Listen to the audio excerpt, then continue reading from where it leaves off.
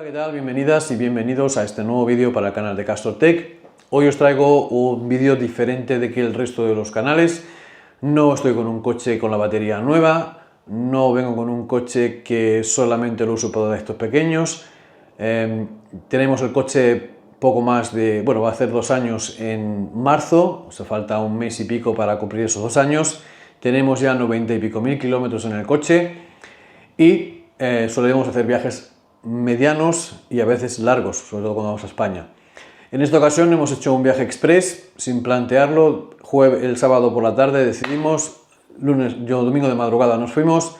Ayer martes llegamos aquí a Suiza de vuelta por la tarde. Subí el vídeo de YouTube para la ida y tengo pensado hacer otros 2 vídeos hablando un poquito sobre el tema de cómo es viajar con el coche eléctrico después de tanto tiempo, pero en el vídeo de hoy quería hablar de si es fácil o no tan fácil viajar con el coche eléctrico y también ver un poquito los números de los kilómetros que haces entre cargas, porque mucha gente nos viene ahí que bueno, el patatín patatero hace 400, 350, no sé cuántos kilómetros, y la verdad es que a mí me salió una media de 300 kilómetros entre cargas como máximo trayecto, puesto que estamos hablando de un coche que tiene degradación, estamos hablando de que nunca puedes llegar al 0% a un cargador y en Francia tenemos la opción de que la carretera está a 130 en muchos trayectos, en muchos tramos, y yo sé que mucha gente pues va un poquito por encima de lo que marca la vía. Es una cosa que no voy a analizar aquí. Normalmente todos pasamos un poquito el límite de velocidad para adelantar algún que otro coche que de repente va a 110, de repente va a 130, de repente va a 128, de repente va a 140, entonces cuando puedes te lo quitas del medio para seguir a tu ritmo. Yo soy una persona que suele ir siempre a la velocidad clavada y me he acostumbrado a trabajar siempre, de conducir siempre con el control de crucero adaptativo, que va a 130 y el coche se queda clavado a 130, de vez en cuando le subo a 133, 134 en el caso de Francia. En Suiza suelo ir entre 125 y 126 km por hora, por lo tanto no ha habido un gran rango de consumo. Los coches eléctricos, la mayoría, hacen el cálculo de autonomía a 110 km por hora, con una media de 80 a 90 km por hora. En mi caso, pues no es así. Y por eso quería hablaros un poquito de mi experiencia con este coche después de un par de años, con una degradación de 4,6%. Mucha gente dice que la batería no aguanta tanto como el coche. Y, naturalmente, cuando hablamos de los años que tiene que tener útil un coche, tenemos o años o kilómetros. En mi caso, pues los años se contemplan con 20.000 kilómetros anuales, y eso sería un año en un coche, entre 10.000 y 20.000, en teoría, según como lo ves, en qué país estés. Entonces, con 90.000 kilómetros, digamos que ya es como si el coche tuviese 4 años y la degradación de la batería tiene que ser como si hubiera sido en 4 años. Lo peor de esto es que hay cosas que no se cuentan. Por ejemplo, la batería, entre que más alta sea la temperatura en tu zona, por ejemplo, un coche que está en Bilbao y un coche que está en Sevilla, seguramente la degradación será mayor en el coche que está en Andalucía que no en el coche que está en el País Vasco. Una cosa que quizás hay que tener en cuenta. En este caso, tenemos la diferencia entre el long range y el standard range. El níquel y el cobalto se degradan más que las de litio ferrofosfato. Normalmente es más acelerado la descompensación, sobre todo en sitios donde se hace mucho calor. En sitios donde hace menos calor, la degradación es más o menos igual, es más lenta en el caso de las baterías de níquel-cobalto, en donde hacen temperaturas más frescas, entre que más frescas mejor, pero ni siquiera quiero hablar de ese tema, sino que quiero hablar verdaderamente de cuál ha sido mi experiencia en este último viaje, que es el último que he hecho en este año 2024, que estamos empezando y que habrá más viajes seguramente en todo el año, si no los podemos permitir. Y digamos que lo que me ha sorprendido es que he visto muchos vídeos de YouTube de gente hiperconocida que hace mucho nombre a Tesla y a otras marcas, hablando del montón de cargadores que se han encontrado por Francia, que maravilla, y para mí ha sido una porquería, porque saliendo de la autopista, sitios menos concurridos, pueblos, localizaciones estándares, que es de lo que se tenía que tratar, de que a todos los sitios llegara a un punto de carga, pues me he encontrado que tampoco había nada. En grandes ciudades no hay problema, naturalmente. En puntos centrales no hay problema, naturalmente. En áreas de servicio, en las autopistas, no hay problema ninguno. Eso no es, para mi punto de vista, en donde hay que fijarse. Hay que fijarse en tramos de carretera nacional, en tramos de carreteras principales. Aquí están igual de colgados que en el resto de Europa. En Suiza esto no es así. En nacionales también tenemos puntos de carga cada 40-50 kilómetros. Ok, es un país más pequeño, pero no se puede presumir de algo que no se tiene.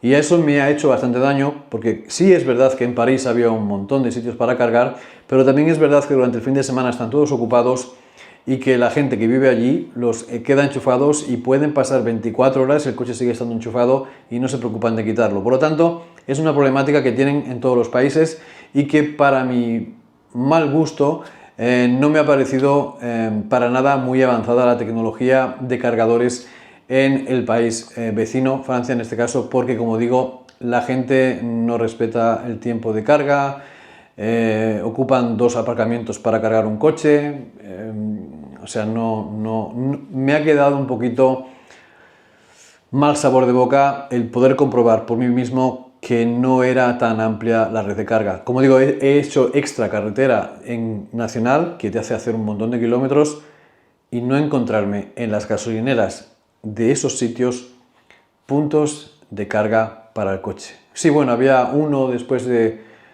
uno más que encontré, además del primero que vi en París, a 10 o 15 kilómetros de París había ya un punto de carga en la nacional, muy bien, de maravilla, pero los 160 kilómetros restantes no vi nada más que uno y era un chuco de 10 amperios, porque no creo que tuviese 16, y para mí esto no es un punto de carga. Pero bueno, salía en una aplicación y bueno, lo vimos en una gasolinera. Es decir, no había gasolineras ni puntos de carga rápida en toda la nacional.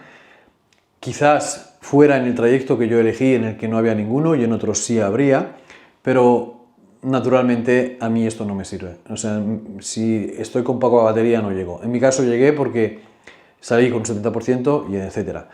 Lo que también quería mirar un momento con vosotros es cuántos son los kilómetros que haces entre carga, y para eso vamos a mirar justamente este pequeño viaje. Os voy a poner seguramente la fotito pues por aquí, la que tengo aquí en el tablet ahora mismo. Está sacado de una aplicación que se llama Tesla Logger, que es gratuita, se puede descargar e instalar. Hice un vídeo explicando cómo se hacía. Y vamos a iniciar con el viaje de ida, que empezó el día 4 del 2 del 2024, y las horas que pone aquí pues están mal, la verdad. Sí, salimos a las 6:13 de la mañana, salimos al 90% y el shock final fue de 7%. Entonces, utilizamos un 83% de batería, como estáis viendo la diferencia ahí, y tuvimos 239 kilómetros y nos marcaba cuando salimos una autonomía de 288 kilómetros, por lo tanto el consumo medio de este trayecto fue de 19,2 kilovatios hora a los 100. Si seguimos en el siguiente tramo, empezamos el 042 de 2024 a las 9:33, hicimos la supercarga y salimos con un 100% y llegamos al siguiente cargador con un 22%, es decir, que utilizamos un 78% de la autonomía y hicimos 217 kilómetros. La autonomía según el coche inicial era de 278 kilómetros, hicimos 217 y nos quedaba un 22% de batería. Y el consumo medio fue de 19,92 kilovatios hora a los 100. La temperatura media fue bastante fría, pero lo haremos en el siguiente vídeo, ¿vale? Solamente quiero hablar de los kilómetros que hemos hecho de autonomía durante los trayectos. El día 5 estuvimos por allí dando vueltas, etcétera, pero vamos a ir a la vuelta, el viaje de vuelta. Y bueno, para eso tengo que coger naturalmente el 5 del 2, que cargamos hasta el 96%, y hicimos unos trayectos de 256 kilómetros, según la autonomía del coche, de ahí vamos a tener para 316 kilómetros con la carga, y tuvimos un consumo medio hasta el cargador de Auxerre, que hicimos una carga al 100%, creo que era, o al 97%, como vais a ver después. Hicimos un consumo medio de 7,48 kilovatios hora a los 100, esto fue todo por nacional. Y después hicimos lo que sería la carga a las 12:45 de la mañana, cargamos hasta el 97%, y el siguiente trayecto gastamos hasta el 15%, es decir, utilizamos 82 kilovatios, y hicimos 238 kilómetros de los 291 kilómetros que nos decía el coche que íbamos a hacer.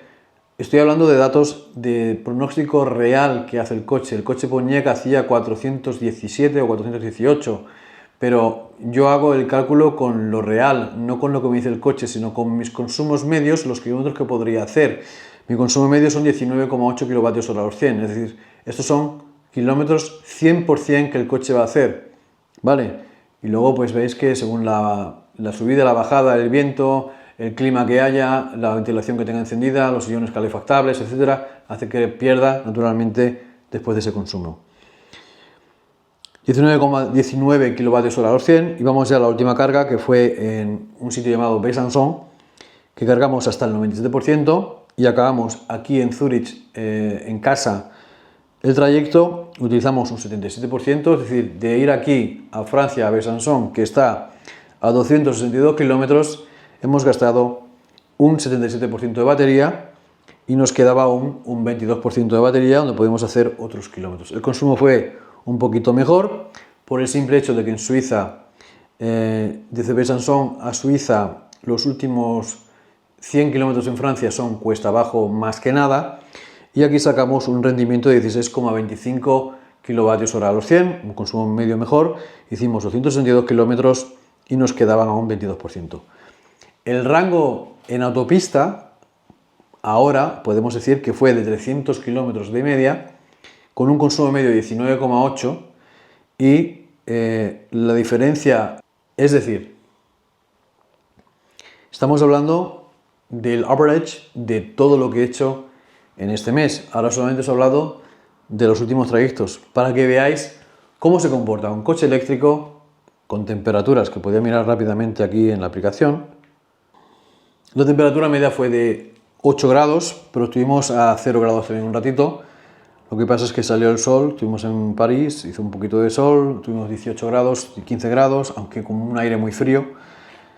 Y nada, este es el vídeo que quería hacer hoy, hablándose un poco sobre este tema. Como os he dicho, os pondré por aquí los datos que os he dado, que son naturalmente datos entre cargas, entre carga y carga, cuántos kilómetros subimos en aquel viaje, y recogidos por un computer con una media que no tiene nada que ver con la media que te da el coche, porque el coche nos miente, no nos cuenta muchas cosas, solamente cuenta Tesla, solamente cuenta el consumo del motor rodando y no tiene en cuenta lo que serían los gastos de climatización. Aunque haya muchos vídeos en YouTube que nos cuentan otro cuento chino, la verdad es que es así. Y a la larga, cuando esta gente empieza a monitorizar como la gente, es decir, con números totalmente sacados del OBD, porque yo es una cosa que hice y puse el OBD en el coche para poder contrastar el consumo que me daban las aplicaciones con el consumo que me daba el OBD. Y lo más guay es que el API de Tesla recoge justamente los mismos datos, pero el ordenador de a bordo solamente nos muestra lo que serían los datos de consumos reales para mover el coche. Y después, si vas a la opción de estacionamiento y de pantalla, ahí te ponen los consumos, naturalmente sí te los ponen en la aplicación de energía, y en la aplicación de energía también tienes unos consumos totalmente diferentes en los últimos 50 kilómetros, pero no te da el dato real global frente a lo que te da la pantalla del coche. Y nada más, amigas, amigos, si os ha gustado esta clase de vídeos, sencillamente suscríbete al canal, da un like. Si estás interesado en coger un Tesla, reservarlo, hacer una prueba de conducción, coge el link de referidos que ayudará al canal a que podamos de vez en cuando viajar un poquito más barato, gracias a esos kilómetros que podemos canjear. Y para todo lo demás, suscribiros al canal, dar un like y nos vemos aquí en CastorTech V en un próximo vídeo. Nos vemos.